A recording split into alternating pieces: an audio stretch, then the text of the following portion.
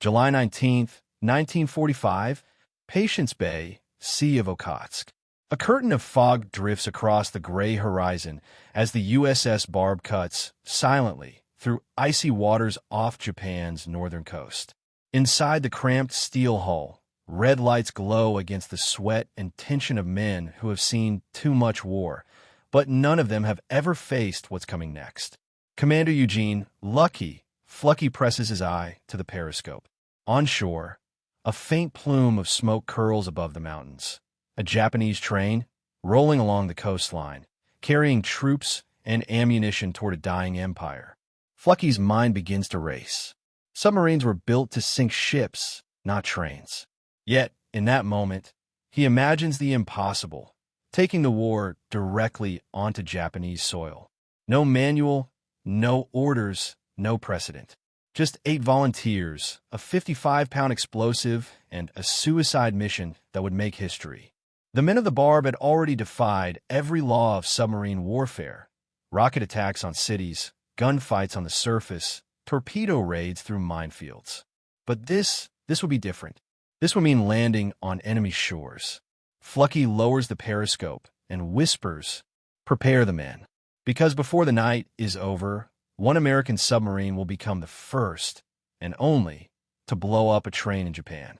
June 8, 1945, Pearl Harbor, Hawaii. The submarine base buzzed with the mechanical heartbeat of the Pacific War. Diesel engines roared. Sparks flew from welders reinforcing hulls for one last campaign before the end. Amid the chaos stood Commander Eugene Bennett Flucky, a man whose quiet confidence seemed to bend the noise of war around him. The war in the Pacific was turning. Japan was cornered, yet still dangerous. Every mile of ocean hid mines, aircraft, and destroyers desperate to take one last American life before surrender. Flucky wasn't content to wait for that surrender. He wanted to end it. He had already become a legend. In January of that same year, his submarine, USS Barb, SS-220, had done the impossible, sneaking into a heavily fortified harbor on the Chinese coast, firing 10 torpedoes at once, and escaping through mine-infested waters at record speed. The crew had called it suicide. Flucky had called it strategy. For that raid, he earned the Medal of Honor, though he barely mentioned it. What mattered to him was not medals, but momentum. Now, as he prepared for the Barb's 12th and final patrol, Flucky's vision went beyond torpedoes. He walked the pier with a blueprint rolled under his arm, something the Navy had never authorized before. At the forward gun mount of his submarine, he ordered the installation of a 5-inch rocket launcher. No submarine had ever fired rockets. To most officers, the idea was absurd. But Flucky saw the future, submarines that could strike the enemy's coast without surfacing to use deck guns. "Sir, you mean the submarine that launches missiles?" a mechanic asked, half joking. Flucky smiled. "That's exactly what I mean." Within days, the Barb carried 72 spin-stabilized rockets, each capable of leveling a factory or supply depot from nearly 3 miles away. She was no longer just a hunter. She was a floating arsenal. The Arctic wind sliced across the deck as the Barb surfaced for a first strike. The men worked in silence, their breath turning to vapor in the frigid night. "Target, town of Sherry. Range 5,000 yards, came the whisper over the intercom. Flucky gave a nod. 12 rockets, fire. The horizon erupted. Dozens of fiery streaks arced into the darkness and plunged into the sleeping town. Explosions rippled across the shoreline. Warehouses, power stations, and military depots erupting in flame. Japanese coastal observers, stunned, reported what they thought was a surprise air raid. They never guessed it came from beneath the sea. By dawn, the Barb had vanished back into the mist. Over the following weeks, the submarine became a ghost of vengeance. She shelled island garrisons, torpedoed convoys, and struck towns along the coast of Hokkaido and Karafuto. Each attack was meticulously planned. Surface under cloud cover, unleash destruction, and disappear before the Japanese could respond. Enemy radio chatter gave her a name, the Phantom Submarine. Inside the Barb's pressure hull, life was brutal. Temperatures soared past 90 degrees. The air was thick with diesel fumes and sweat. The men worked 12-hour shifts surrounded by machinery that could kill them in an instant. Yet morale was higher than on any submarine in the fleet. Flucky had a rule: no man eats alone, and no man dies without every effort to save him. He laughed with his crew, shared rations, and played poker on the wardroom table. But when he gave an order, there was no hesitation. His calm under fire inspired total trust. "When Lucky says dive, you don't think," said one sailor. "You become the dive." That trust had been earned. On earlier patrols, Flucky had saved the Barb from depth charges by hiding in ice fields, an insane maneuver no one else would have dared. He'd driven the engines to 150% overload to escape from a harbor under aerial bombardment. And every time, he brought his men home alive. Now, on their 12th patrol, they knew it might be their last together. Rumors spread through the crew. The war was almost over. Germany had fallen in May. Japan's cities were burning under B-29 raids. The men of the Barb wanted one more victory before peace. Flucky gave them exactly that, and more. The Barb surfaced under a moonless sky off Tolini Island. The gun crew manned their stations, shells stacked like silent promises. "Open fire," Flucky ordered.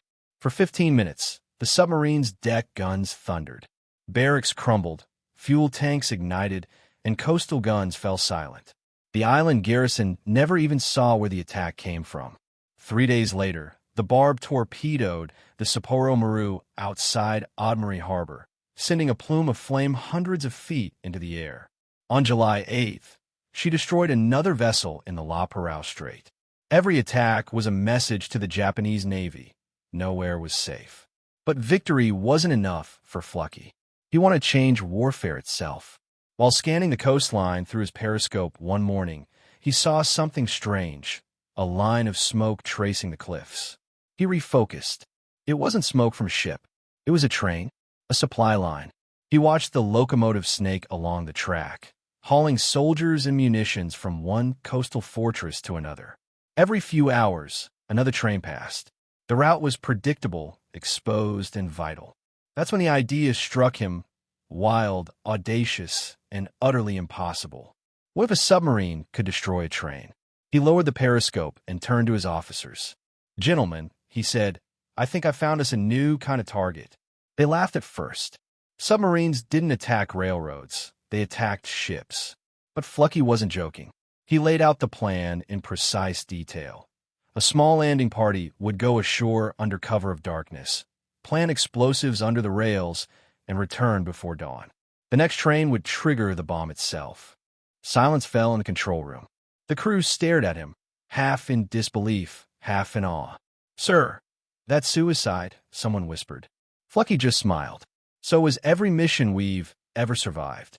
That night, the men of the Barb realized their commander wasn't just fighting a war. He was redefining it. The impossible had become their new normal. And on that cold July night, beneath the dim red lights of the submarine's control room, one phrase passed between them, half whisper, half prayer. "If anyone can pull this off, it's Lucky Flucky." July 18th, 1945, off the coast of Karafuto, Japan. The USS Barb drifted silently beneath a pale dawn, her engines idle, her crew gathered in the narrow control room. The air was thick with the hum of machinery and disbelief. Commander Eugene "Lucky" Flucky stood over a chart table, his finger tracing the Japanese coastline. A thin, red pencil line marked a section of track near Kashiho, where a railroad hugged the sea. Every few hours, a train passed, troops, supplies, ammunition, the final lifeline of Japan's collapsing empire. Flucky looked up. "Gentlemen," he said quietly, "this railway connects their northern defenses. Cut it, and we cut their reach." The room fell silent. The idea itself was madness. Submarines didn't attack railroads. They were hunters of the sea, not saboteurs of the land. But to Flucky, the sea and land were just two sides of the same battlefield. His executive officer, Lieutenant Commander John Hatch, frowned. "Skipper, we don't have the equipment for a land strike. Mines maybe, but—" Flucky interrupted him. eyes blazing with a familiar glint of mischief and defiance. Then we'll make our own. Inside the forward torpedo room, sailors crowded around makeshift workbenches as Flucky and his officers scavenged through crates of gear, torpedo detonators, battery packs, timers, spare wiring. What they built over the next few hours would become one of the strangest weapons of World War II. A 55-pound demolition charge, modified from a torpedo warhead, wired to a pressure switch taken from a Japanese depth charge they'd recovered months earlier. When weight pressed the track, the circuit would close, and the explosive would detonate. To most engineers, it was crude. To the men of the Barb, it was genius. They tested the circuit inside the sub, careful not to alert sonar operators from Japanese patrol boats nearby. When the small pilot bulb glowed red, the crew erupted in cheers. The bomb would work. But there was one problem left. Someone had to plant it. In the crew's mess, under flickering red lamps, Flucky gathered his men. "I need 8 volunteers," he began, voice steady but grave. "This isn't an order. You'll go ashore, plant explosives under a Japanese railway, and make it back before dawn. If you're seen, you won't be coming home." For a moment, no one moved. The only sound was the low groan of the submarine's hull shifting under the tide. Then, one by one, men began to rise. Chief Petty Officer Paul Saunders, the sub's torpedo man. Harold Swede Carlson, the electrician. Francis N. Sevier, seaman first class. Billy Hatfield, the youngest of the crew, just 20 years old. And 4 more men, each calm, resolute, knowing exactly what they were volunteering for. Flucky watched them with pride and a hint of dread. He had led men through storms, torpedo duels, and air raids. But this mission was different. It was personal. It was audacious. And if anything went wrong, these 8 would vanish on a shore no one in America had ever seen. "Gentlemen," he said finally, "if you pull this off, history will remember the Barb not as a submarine, but as a legend." The submarine surfaced 600 yards off the Japanese coast. The moon was hidden behind clouds. The shoreline loomed dark and silent.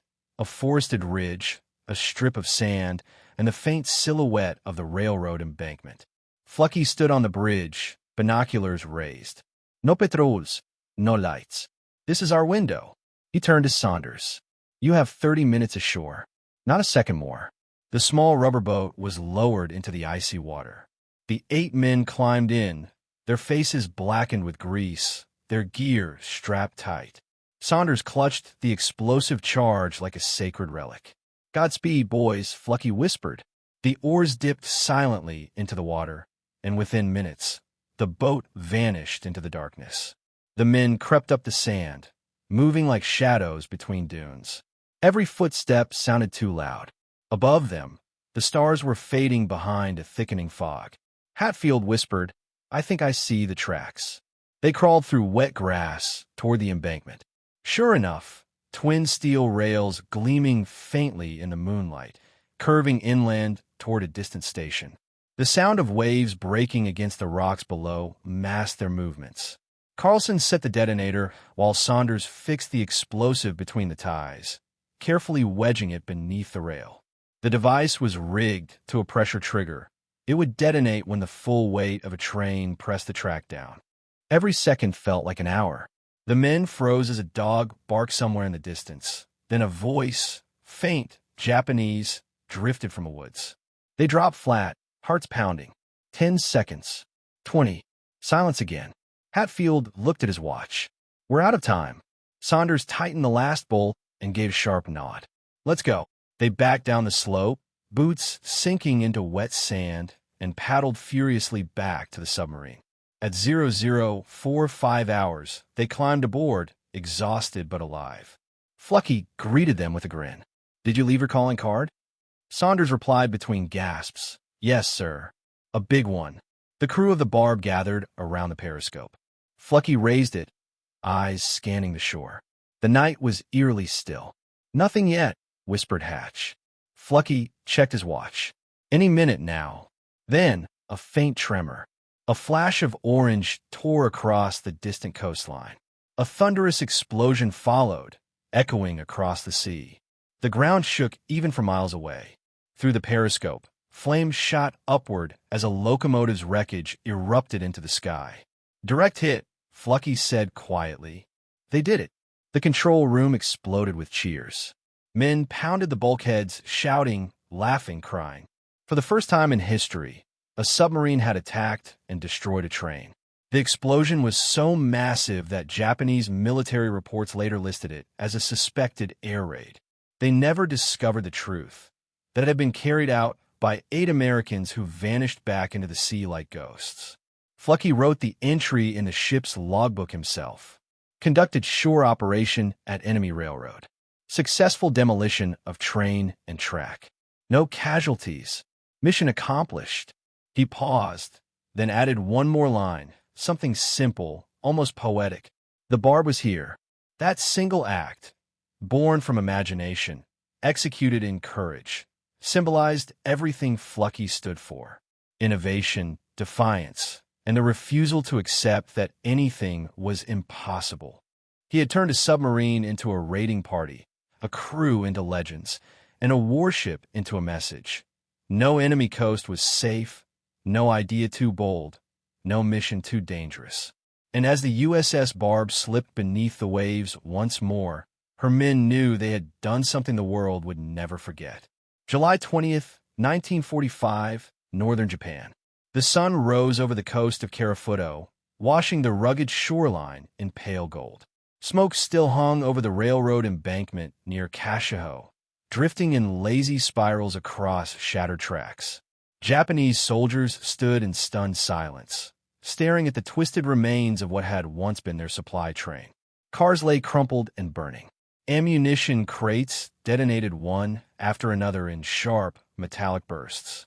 The locomotive itself had been thrown clear off the tracks, a mangled heap of iron and steam lying halfway down the embankment. To the local garrison commander, it made no sense. No bombers had been spotted. No air raid sirens had sounded. The shoreline batteries hadn't fired a single shot. Yet the destruction was absolute, clean, precise, surgical. When a team of engineers arrived hours later, they examined the crater under the tracks. The steel rails had been peeled upward like ribbons. Embedded in the dirt were fragments of metal stamped with English letters. "American," one officer muttered. Word spread quickly through the Imperial ranks. An American landing party had struck on Japanese soil. It wasn't just a military embarrassment, it was a psychological shockwave. For years, Japanese propaganda had promised that the sacred homeland would never be touched by foreign soldiers. The Americans, they said, could bomb from afar, but they could never set foot on Japanese ground. Now that illusion was shattered.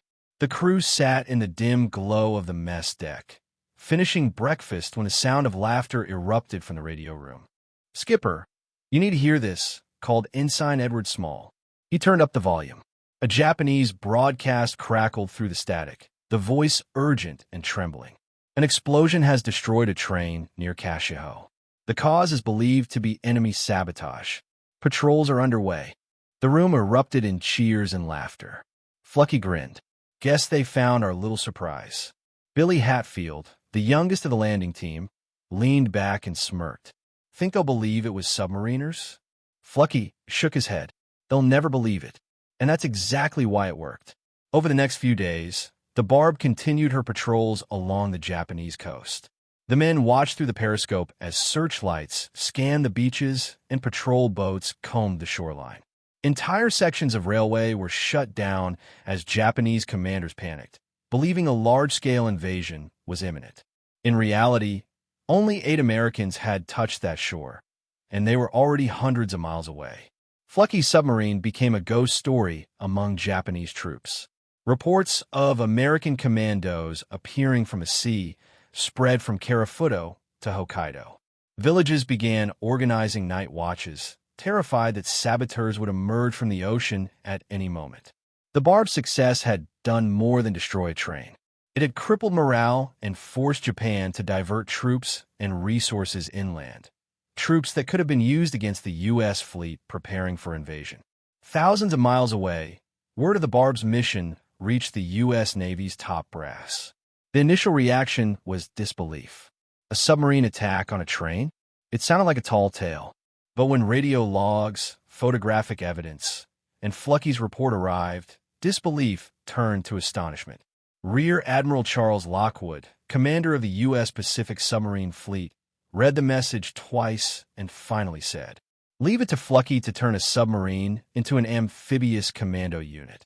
The story spread through the fleet like wildfire.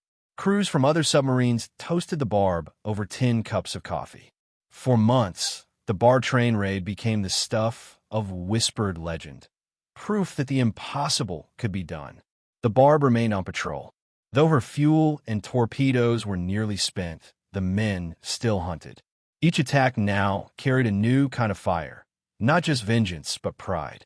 They had become symbols of defiance, living proof that ingenuity and courage could rewrite the rules of war. That night, the crew detected a small Japanese convoy moving along the coast, 2 freighters escorted by a destroyer. Flucky ordered a silent approach. "Range 2,000 yards, whispered the sonar operator. Flucky gave a quiet nod. "Fire 3. 3 torpedoes streaked from the tubes, their wakes glowing faintly in the darkness. Seconds later, boom, boom, boom.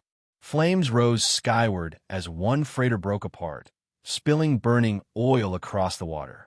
The destroyer turned toward them, guns blazing blindly into the sea. "Dive! Take her down!" Flucky ordered. The Barb plunged beneath the surface, the world above erupting in chaos. Depth charges rolled into the water, thud, thud, thud. The submarine shook violently, lights flickering as pressure waves slammed her hull. In the control room, water sprayed from a cracked valve. Men held their breath, waiting for the next detonation. Then silence. Flucky whispered, "Hold depth at 150. Minutes passed. The destroyer's engines faded away. They had escaped again. After hours of tension, the crew finally surfaced. The dawn sky was streaked with fire from the burning wreckage of the freighter. The smell of oil drifted through the air. Hatch turned to his captain. "You realize, Skipper, you've attacked everything Japan can float, and now you're attacking what it can roll." Flucky laughed softly. "If they start using bicycles, we'll sink those too." By late July, Japanese intelligence intercepted fragments of Allied broadcasts about the USS Barb. American newspapers, hungry for hero stories, had caught wind of the submarine that blew up a train. Though operational details were classified, the story spread fast. To the American public, it was a tale of daring, a single submarine defying an empire. To the Japanese military, it was humiliation. The Imperial Army launched investigations, interrogated coastal guards, and even executed several officers for failure to defend the homeland. None could explain how a submarine had landed men undetected on their sacred soil. The Barb had struck not just at Japan's coastline, but at its pride. Flucky received a coded message. The Barb's 12th War Patrol was officially complete. He was ordered to return to Midway. The men cheered. They had survived 12 patrols, more than any other submarine crew in the Pacific Fleet. They had sunk 17 ships, shelled enemy towns, launched rockets from the sea, and now destroyed a train. As the submarine turned south for home, Flucky stood on the bridge, watching the fading Japanese coast. His face was calm, but his eyes held a deep reflection. War had shaped him, but it hadn't hardened him. He had always believed in fighting with intelligence, not hatred. He turned to his officers. "Gentlemen," he said softly, "we've done our part. Let's take the Barb home." When the USS Barb returned to port, she was greeted not by fanfare, but by quiet awe. Officers and sailors from other boats lined the pier, watching the battle-scarred submarine glide in. On her conning tower flew a strange addition, a small painted symbol, a train exploding above the list of enemy ships sunk. It was more than humor. It was history. August 2nd, 1945, Midway Atoll. The USS Barb slid into the quiet harbor under a golden Pacific sunset, her hull streaked with salt and soot, her crew exhausted yet electric with pride. The men lined the deck, faces weathered by months of combat, their uniforms faded, but their eyes alive. As they tied off at the pier, a crowd of sailors from other subs gathered to welcome them home. There was no brass band, no photographers, just the silent respect of men who understood what the Barb had done. Painted beneath her periscope, she bore her record: 17 sunken enemy ships, 8 rocket attacks, and 1 train. That last symbol, a small white locomotive, drew the most attention. Crews from neighboring submarines burst out laughing, then applauded. "You maniacs actually did it," one shouted. "Yeah," another added. "And they said submarines couldn't run on tracks." Commander Eugene, Flucky, simply smiled. He had always believed that the line between courage and madness was razor thin, and that his men had walked it with honor. For him, the return to Midway was not the end of glory, but the end of an era. The war was still raging, but the tides had shifted. Japan was bleeding. The USS Barb had done its part, and then some. The Barb docked once more at the submarine base where her journey had begun. Officers from the Pacific Fleet waited to greet them. Admiral Charles Lockwood, commander of the entire submarine force, personally shook Flucky's hand. "Eugene," he said, "I've read your report 3 times and still can't believe half of it." Flucky grinned. "Neither can I, sir. But the Japanese sure do." Lockwood laughed and clapped him on the shoulder. "You didn't just sink ships, you changed submarine warfare." The admiral was right. The Barb's mission had done more than destroy physical targets. It had proven that submarines could operate as precision strike platforms, a concept that would later evolve into the missile submarines of the Cold War. Without knowing it, Flucky had written the first chapter in the story of nuclear deterrence. News of the Karafuto train explosion had rippled through the Japanese army like wildfire. The Imperial Command was furious. General Otozo Yamada, head of the Guangdong Army, ordered strict coastal patrols and nightly sweeps along every rail line near the Sea of Okhotsk. Yet paranoia achieved what the Americans couldn't. It crippled Japan's own logistics. Trains ran half empty, supply routes jammed, and local garrisons became isolated. Even in the closing days of war, the fear of another Barb raid lingered like a shadow. The story spread among Japanese civilians, whispered in tea houses and train stations. "The Americans landed in the north," they said. "They can appear from the sea like ghosts." That rumor carried more weight than any bomb. For the first time, the Japanese public realized the war was reaching their doorstep. As the Barb's crew celebrated their safe return, halfway across the Pacific, the world changed forever. The B-29 Enola Gay released the first atomic bomb over Hiroshima. The sky turned white. Within seconds, an entire city vanished in a blinding roar.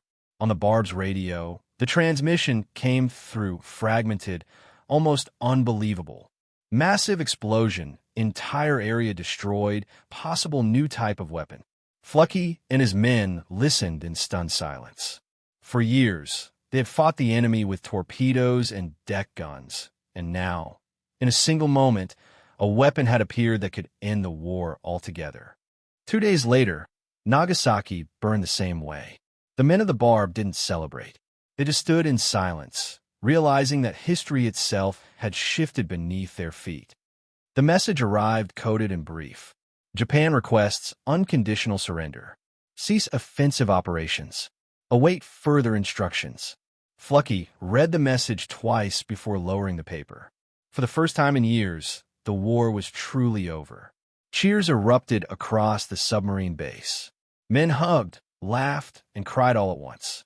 After 4 years of unrelenting combat, the silence of peace felt surreal. On the Barb, Flucky gathered his crew on deck.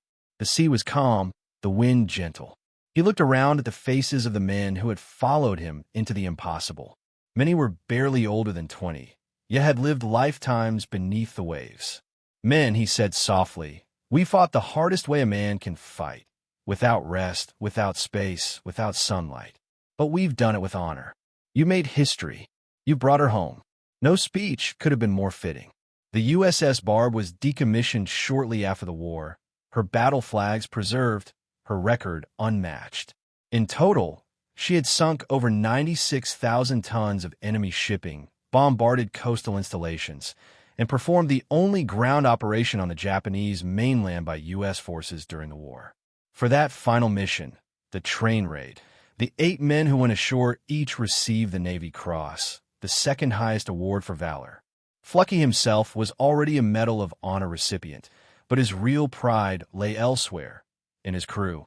Years later, he would say in interviews, "The finest decoration I ever received was the look in my crew's eyes when we made it home."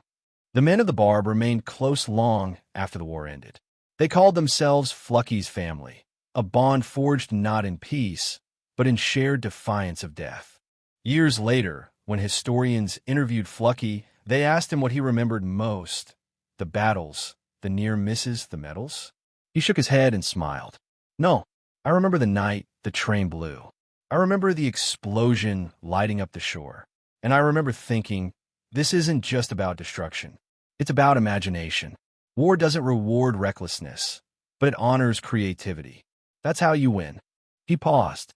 "And maybe, just maybe, it's how you survive." September 1945, Pearl Harbor, Hawaii. The war was over. Battleships that once thundered with gunfire now floated silently at anchor. Aircraft carriers sat idle under the Pacific sun. And in a quiet corner of the submarine base, Commander Eugene "Lucky" Flucky stood on the deck of the USS Barb, watching the flag ripple in the soft morning breeze. For most men, this was the end, a time to celebrate, to go home, to let go of the fear that had gripped every waking moment. But for Flucky, it was different. His war had been more than survival. It had been a series of experiments in courage, invention, and imagination. He had broken every convention of submarine warfare and won. Now, with the world at peace, the Navy faced a question it didn't yet know how to answer. What do you do with a man who refused to play by the rules, but always won by rewriting them? When Flucky returned home, he was met with applause, medals, and ceremonies. The USS Barb's record had already become legend across the Pacific Fleet. He was awarded the Legion of Merit and the Presidential Unit Citation. In addition to the Medal of Honor he'd already earned for the Nam Quan Harbor raid earlier that year. Newspapers called him the submarine commander who sank a train. Hollywood screenwriters wanted to buy his story, but Flucky declined every offer. "It wasn't a story about me," he told them. "It was about 80 men who did the impossible and made it look routine." He refused to let his name eclipse the crew who had risked their lives on every patrol. He believed every sailor aboard the Barb deserved equal credit, from the torpedo men to the cooks who worked below decks through depth charge after depth charge. When the war ended, the U.S. Navy had more than 200 submarines and hundreds of captains, but only one Lucky Flucky. His methods had saved lives, destroyed enemy supply lines, and reshaped naval thinking. But they also terrified traditional commanders. He had disobeyed orders to attack shallow harbors. He had risked entire patrols on bold maneuvers that should have killed everyone aboard. He had invented rocket-equipped submarines without official approval. And yet, he had succeeded every single time. So rather than punish him, the Navy did something extraordinary. It studied him.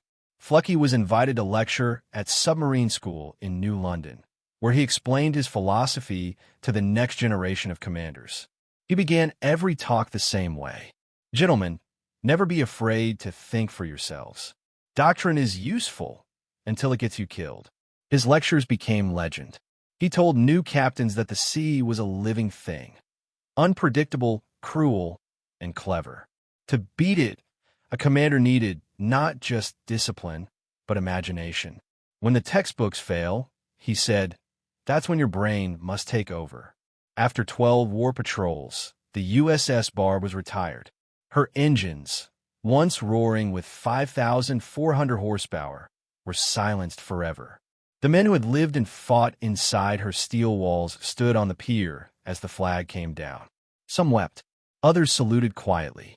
Flucky placed his hand on the cold hull and whispered, "You did your duty, old girl. You earned your rest." He requested that the Barb's battle flag, bearing the small white locomotive symbol of the train raid, be preserved in the U.S. Naval Academy Museum. The Navy agreed.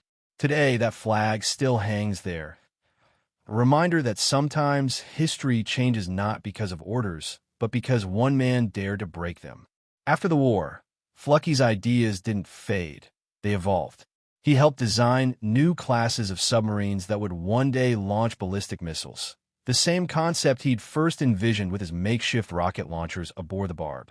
He argued that submarines could serve as strategic platforms of surprise, capable of striking deep inland from beneath the sea, a theory that directly influenced the design of the Polaris missile submarines of the 1960s.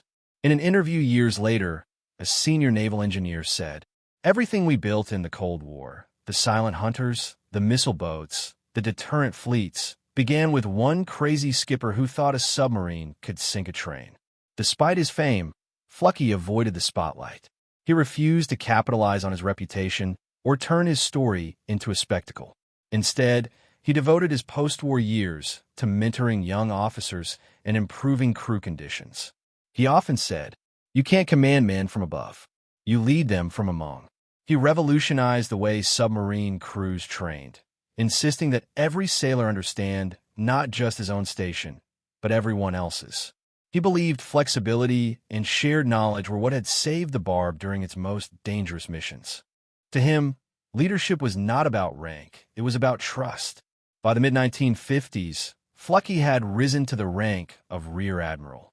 But rather than stay behind a desk, he continued visiting submarines, walking their narrow corridors, asking the same questions he had asked as a commander. How's morale? How's the food? How's the fight? He had never lost his connection to the men below deck, the engine hands, the sonar operators, the torpedo loaders. When one young ensign asked him what the hardest part of command had been, Flucky smiled and said, "Telling 80 men that I was asking them to risk their lives for an idea." He paused, then added, "And having every single one of them volunteer anyway." Over time, the story of the Barb's train raid became the stuff of military folklore. It appeared in strategy lectures, leadership manuals, even intelligence briefings. But for those who were there, it was never just a legend. It was a memory etched in steel and smoke. Paul Swish Saunders, the chief of the boat, later recalled, "We didn't think of it as history when we did it. We thought of it as another night in a war that didn't want to end." Billy Hatfield, the electrician who built the trigger from scrap metal, said in an interview, "It wasn't bravery. It was problem-solving. That's what sailors do." That humility, that quiet, matter-of-fact courage, defined the Barb's crew more than any medal ever could. In his memoir, Thunder Below, Flucky summed up everything he believed in a single passage. Courage is doing what you know is right, even when it defies logic, when it breaks the rules, when it seems impossible. The sea doesn't care about your orders. It respects only those who dare. He never forgot the men who didn't make it home, from the Barb or any of the dozens of submarines lost in the Pacific.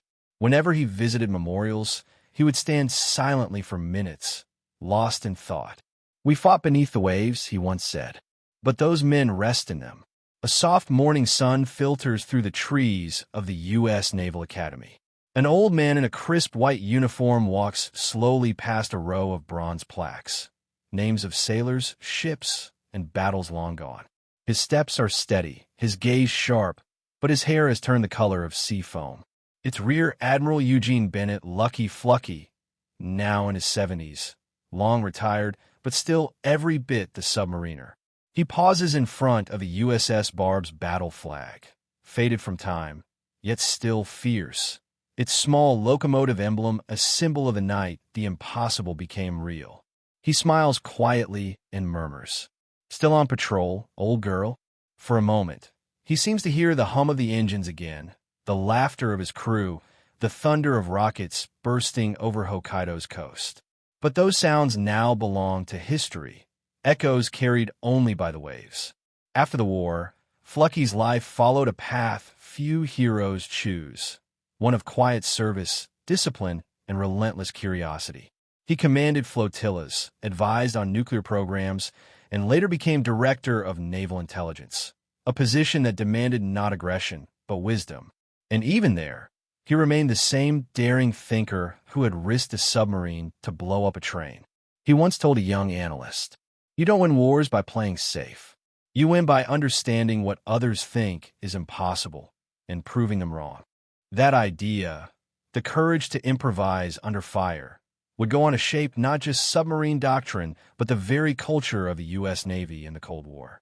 When Fluckey returned to Annapolis to speak to midshipmen, the auditorium overflowed.